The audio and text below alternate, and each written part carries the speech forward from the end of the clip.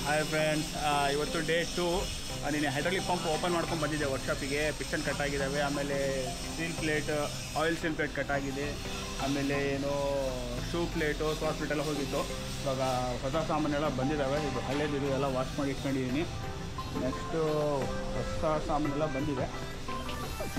Sauce plate, seal cover, piston, ಆಮೇಲೆ pilot pump ಕಟ್ಟಾಗಿತ್ತು. Pilot pump, shoe plate, seal kit ಎಲ್ಲ ಇದ್ದಾವೆ. ಇವಾಗ ಅದನ್ನೆಲ್ಲ ವಾಶ್ ಮಾಡಿದ್ದೀನಿ. ಇವಾಗ ಇದನ್ನು ಪ್ಯಾಕೆಲ್ಲ ಓಪನ್ ಮಾಡಿ ಹೈಡ್ರಾಲಿಕ್ ಪಂಪು ಅಸೆಂಬಲ್ ಮಾಡಿ ನೋಡ್ಬೋದು. ಇದು ಹೊಸ ಸಾಸ್ ಪ್ಲೇಟ್ ಇದೆ. ಸಾಸ್ ಪ್ಲೇಟ್ ಅಂದರೆ 2 ಬರುತ್ತೆ ಪ್ಲೇಟು, 1 ಪ್ಲೇಟು, 2 ಬರುತ್ತೆ ಸಾಸ್ ಪ್ಲೇಟ್ ಇದು. ಪ್ಲೇಟಿಗೆ ಇದು ಅಡ್ಜಸ್ಟ್ಮೆಂಟಿಂಗ್ ಬೋಲ್ಟ್ ಇರಲ್ಲ, ಹಳೇದು ಡಿಸ್ಕೌಂಟ್ ಹಾಕಬೇಕಾಗತ್ತೆ.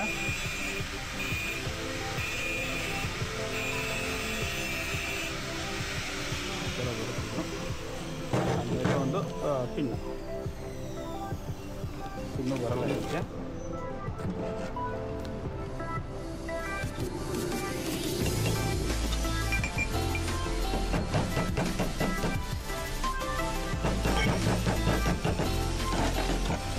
ಮತ್ತೆ ಇದಕ್ಕೆ ಬೋಲ್ಟ್ ಬರುತ್ತೆ.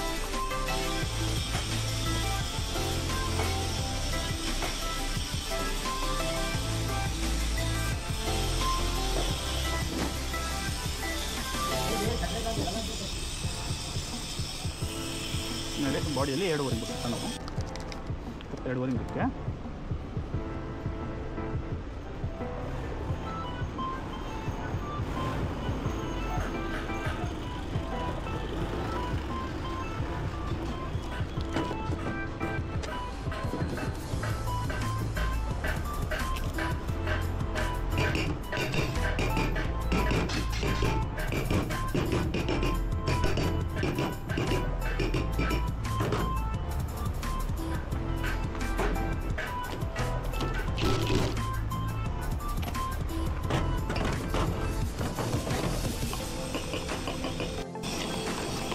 ಇದು ಶೂ ಪ್ಲೇಟ್. ಇದು ಇದ್ರ ಮೇಲೆ ರೊಟೇಟ್ ಆಗ್ತಾ ಇರುತ್ತೆ.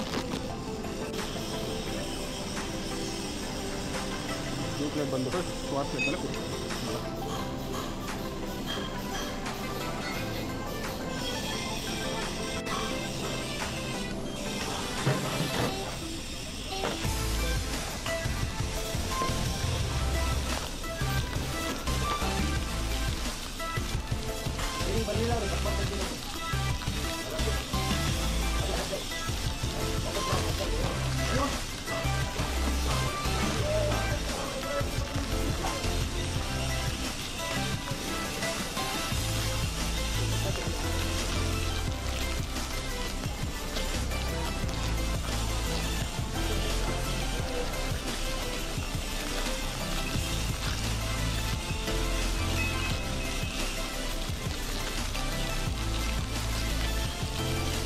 ಇದರಲ್ಲಿ 9 ಪೀಸ್ ಬರುತ್ತೆ ಪಿಸ್ಟನ್. ಇದು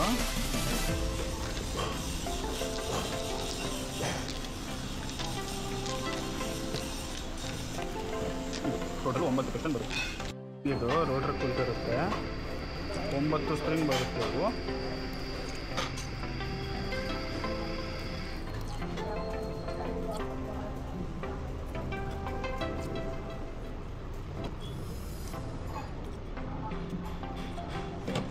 ಆಮೇಲೆ ಇದು ಬಾಲ್ಗೈಡ, ಇದು ಸೆಟ್ ಪ್ಲೇಟ್. ಇದು ಇದ್ರ ಮೇಲೆ ಪಿಸ್ಟನ್ ಇರುತ್ತೆ.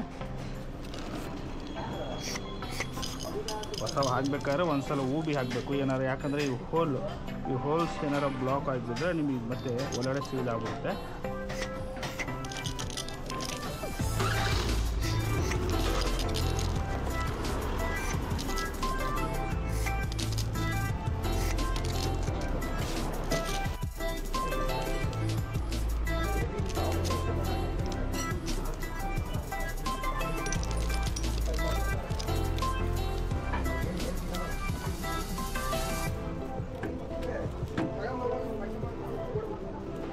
ಇಷ್ಟು ಸಾಸ್ ಪ್ಲೇಟು. ಈ ಬೇಸ್ ಹಾಕಿಸ್ತೀವಿ ಅಂದರೆ ಸಾಸ್ ಪ್ಲೇಟ್ ಹಾಕಿ ಬಾಡಿ ಹತ್ತಿದಾಗ ಬಿಡಬಾರ್ದು ಅಂತ ಬೇಸ್ ಹಾಕಿ.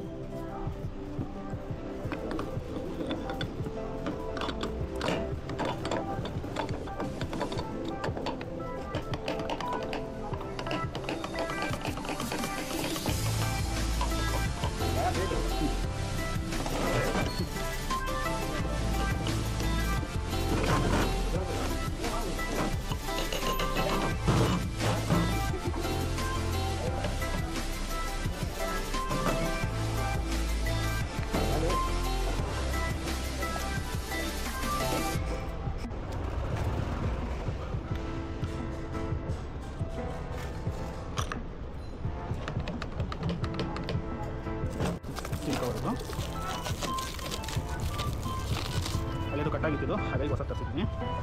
ಸೀಲ್ ಇದು ಆಯಿಲ್ ಸೀಲ್ ಕವರ್ ಈ ಥರ ಇಟ್ಟು ಒಂದು ಡಬಲ್ ಬುಷ್ನ ಹೋಗ್ಬೇಕು.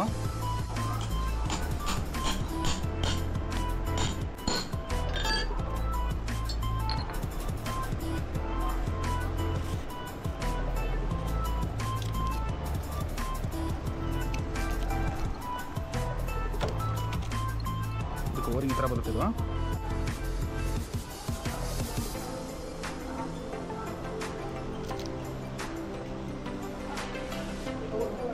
ನಮ್ಮದು ಬೈದಾರೆ ಎಲ್ಲರೂ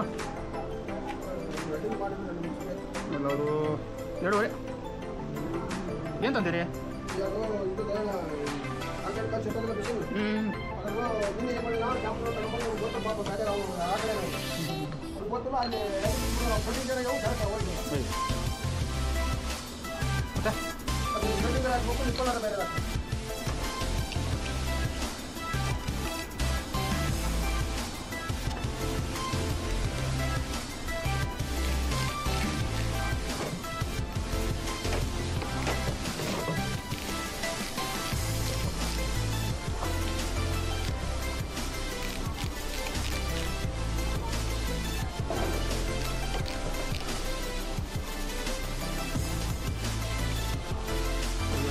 back side oil seal cover ಕುಂತಿದೆ ಇದು. ಇವಾಗ ಇಲ್ಲೆಲ್ಲ ಓರಿಂಗ್ ಬರುತ್ತೆ, ಓರಿಂಗ್ ಹಾಕಿ ಹೆಡ್ಡಿಗೆ ವಾಲ್ ಪ್ಲೇಟ್ ಫಿಟ್ ಮಾಡಿ ಅಸೆಂಬಲ್ ಮಾಡಿ.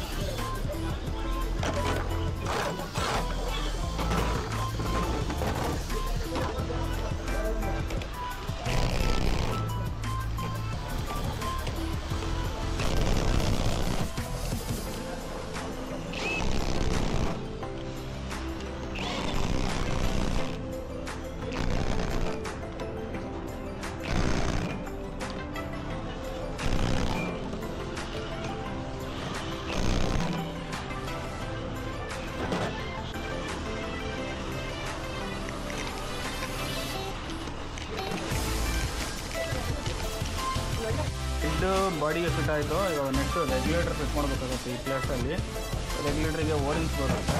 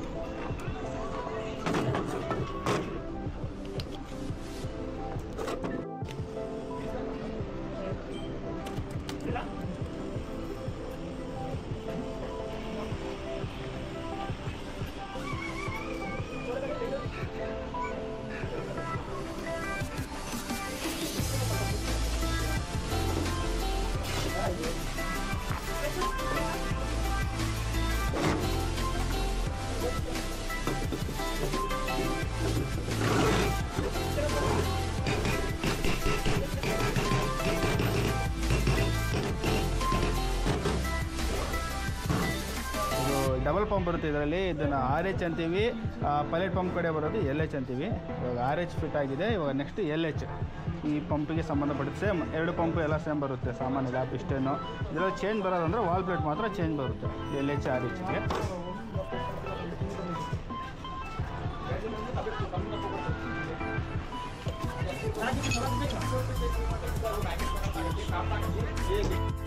वैसे डाल के 50 रुपए बड़ा पंप नहीं दिखा रहा वापस बोली 50 रुपए वो सही को 8 से दिखा दो वही बात बोल रहा 50 रुपए तो मैं नहीं हूं अब 80 रुपए का पैकेट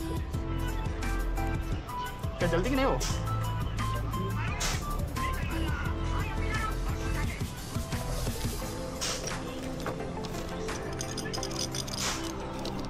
नहीं चेक कर आपको वेबसाइट नहीं है वो इसमें अपने अलग है सब मैं डेली जाते हैं घंटे घंटे बोला नहीं हम को अच्छा है टैक्स इनमें डालने लगे चलो बोला रही है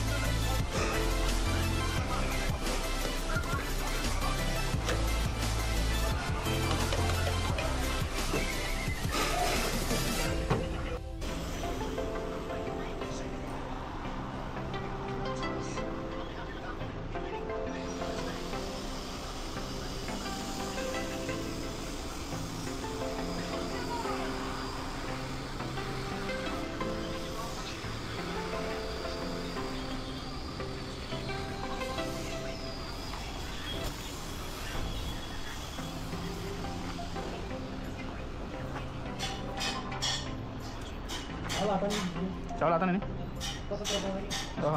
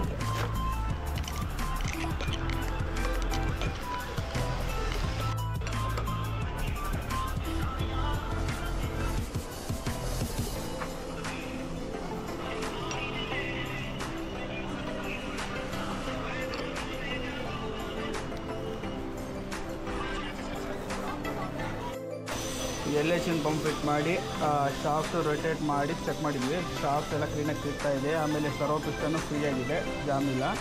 ಆಮೇಲೆ ನೆಕ್ಸ್ಟು ಇದು ಮೇಲುಗಡೆ ರೆಗ್ಯುಲೇಟರ್ ಕೊಡುತ್ತೆ. ರೆಗ್ಯುಲೇಟರ್ಗೆ ಒಂದು ಫಿಟ್ ಬರುತ್ತೆ. ಓರಿಂಗ್ ತಗೋದು ಓರಿಂಗ್ ಹಾಕಿ ರೆಗ್ಯುಲೇಟರ್ ಫಿಟ್ ಮಾಡೋಣ.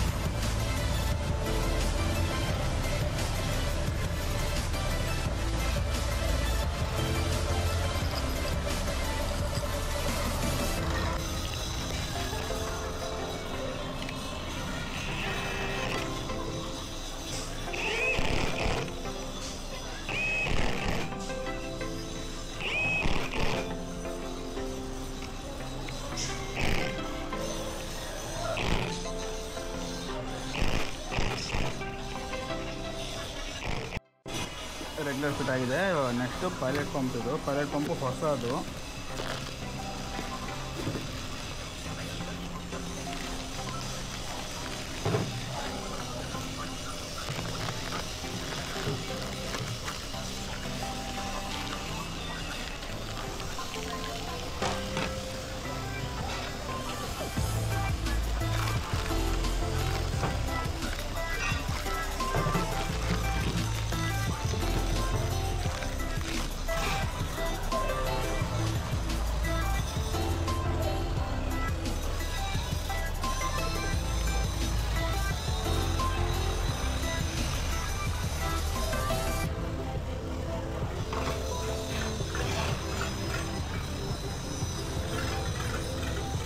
ಪೈಲಟ್ ಪಂಪ್ ಹೊಸದು ಯಾಕೆ ಹಾಕಿದ್ದೀವಿ ಅಂದರೆ ಇದು ಬೆಡ್ಡಿಂಗು ಕಟ್ಟಾಗ್ಬಿಟ್ಟಿದೆ ಹಳೆ ಪೈಲಟ್ ಪಂಪಿಂದು.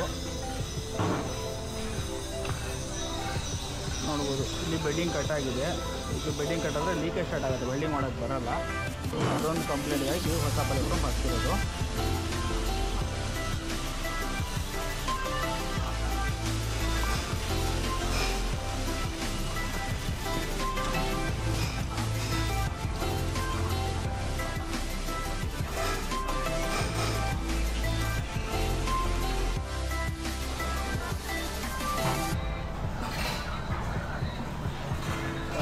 ಹೈಡ್ರಾಲಿಕ್ ಪಂಪ್ ಅಂತೂ ಟೋಟಲ್ ಅಸೆಂಬಲ್ ಆಗಿದೆ.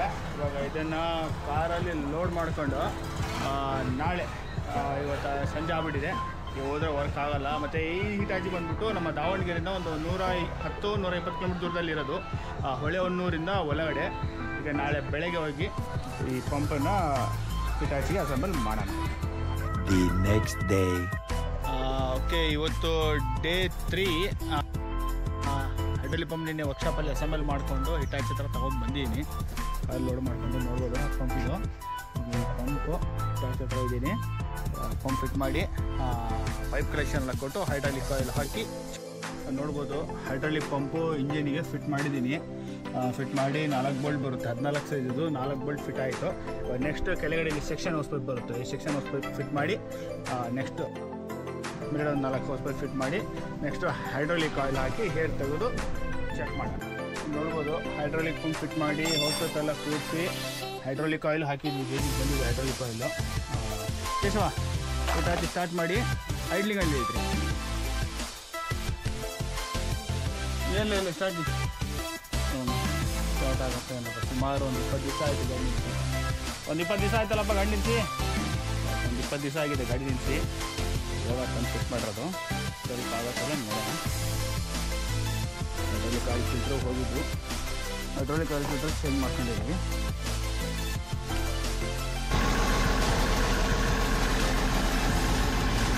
ಸ್ಟಾರ್ಟ್ ಮಾಡಿದ್ವಿ. ಇವಾಗ ಒಂದು ಯಾವುದೇ ಆಗಲಿ ಹೈಡ್ರಾಲಿಕ್ ಪಂಪ್ ರೆಡಿ ಮಾಡಿದ್ಮೇಲೆ ಒಂದು 2 ನಿಮಿಷ ಐಡ್ಲಿಂಗಲ್ಲಿ ಬಿಡಬೇಕಾಗುತ್ತೆ. ಯಾಕಂದರೆ ಆ ಪಂಪಲ್ಲಿ ಹೈಡ್ರಾಲಿಕ್ ಆಯಿಲ್ ಎಲ್ಲ ಸರ್ಕ್ಯುಲೇಷನ್ ಆಗಬೇಕು. ಇಮಿಡಿಯೇಟಾಗಿ ರೈಸ್ ಮಾಡಬಾರ್ದು ಯಾವುದೇ ಗಾಡಿ ಆಗಲಿ. 2 ನಿಮಿಷ ಐಡ್ಲಿಂಗ್ ಇಟ್ಟು ಆಮೇಲೆ ರೈಸ್ ಮಾಡಿ ಚೆಕ್ ಮಾಡೋಣ ಸೌಂಡ್ ಯಾರ ಬರುತ್ತಾ ಅಂತ. ಮಳೆ ಸ್ಟಾರ್ಟ್ ಆಗ್ಬಿಡ್ತಿಲ್ಲಿ.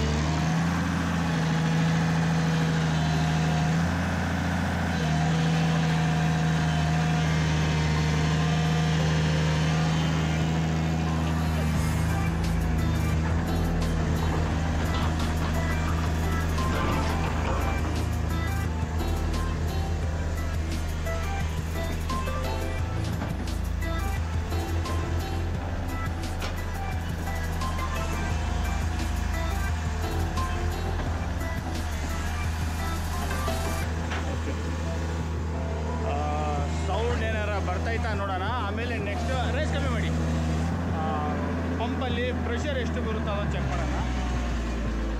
ಪ್ರೆಷರ್ ಗೇಜು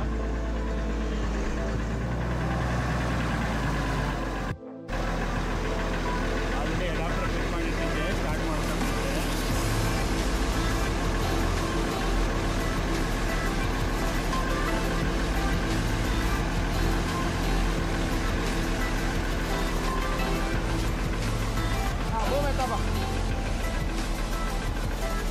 ಸ್ಟಿಕ್ ತಪ್ಪು ಹೆಂಗು ಎಂದು ಸ್ಟಿಕ್ ತಪ್ಪು ಸ್ಟಿಕ್ ಹೊರಗೆ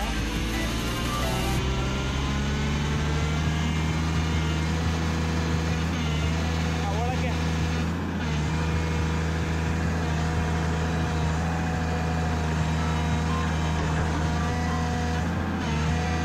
ಈಗ ಸೌಂಡ್ ಏನಾಯ್ತಲ್ಲ ಬೇಗ ಬರ್ತಿದ್ದಾಗೆ ನೋಡಿಲ್ಲ.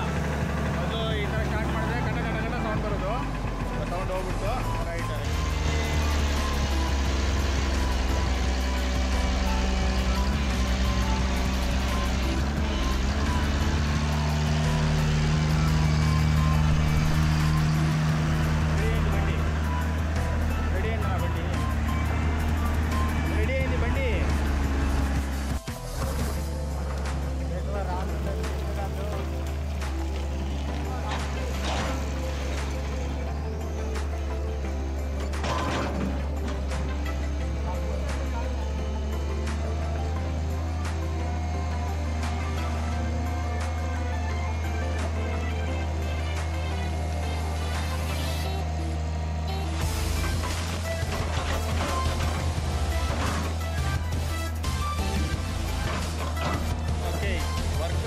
ಸೌಂಡ್ ಇಲ್ಲ ಮತ್ತು ಲೆಕ್ಕಿಂಗ್ ಯಾವುದು ಬರ್ತಾ ಇಲ್ಲ. ಟಾಟಾ ಹಿಟಾಚಿ EX110 ಈ ಹಿಟಾಚಿ ಇದು ಹೈಡ್ರಾಲಿಕ್ ಪಂಪಲ್ಲಿ ಸೌಂಡ್ ಬರ್ತೈತೆ ಅಂತ ಫೋನ್ ಮಾಡಿದರು. ಗಾಡಿ ಹತ್ರ ಬಂದು ಹೈಡ್ರಾಲಿಕ್ ಪಂಪ್ ಚೆಕ್ ಮಾಡಿದರೆ ಪಂಪಲ್ಲಿ ಒಂಥರ ಸೌಂಡ್ ಬರ್ತಾಯಿತ್ತು. ಹೈಡ್ರಾಲಿಕ್ ಪಂಪಲ್ಲಿ ಸೌಂಡ್ ಇತ್ತು. ಆಮೇಲೆ ಹೈಡ್ರಾಲಿಕ್ ಪಂಪ್ ಓಪನ್ ಮಾಡಿ ಚೆಕ್ ಮಾಡಿದರೆ ಪಿಸ್ಟನ್ ಕಟ್ಟಾಗಿತ್ತು, ಆಮೇಲೆ ಕಾಸ್ಟ್ಲಿಟ್ ಹೋಗಿತ್ತು, ಆಮೇಲೆ ಯಾವುದು ಪೈಲಟ್ ಪಂಪ್ ಒಂದು ಕಟ್ಟಾಗಿತ್ತು, ಸ್ಟೀಲ್ ಕವರ್ ಒಂದು ಕಟ್ಟಾಗಿತ್ತು, ಆಮೇಲೆ ಒಂದು ಶೂ ಪ್ಲೇಟ್ ಒಂದು ಚೇಂಜ್ ಮಾಡಿದ್ದೀನಿ. ಎಲ್ಲ ಚೇಂಜ್ ಮಾಡಿ ಪಂಪ್ ಅಸೆಂಬಲ್ ಮಾಡಿಕೊಂಡು ಹೀಗಾಗಿ ಫಿಟ್ ಮಾಡಿ ಸ್ಟಾರ್ಟ್ ಮಾಡಿ ಚೆಕ್ ಮಾಡಿದ್ವಿ. ಮತ್ತು ಸೌಂಡ್ ಯಾವುದು ಬರಲಿಲ್ಲ.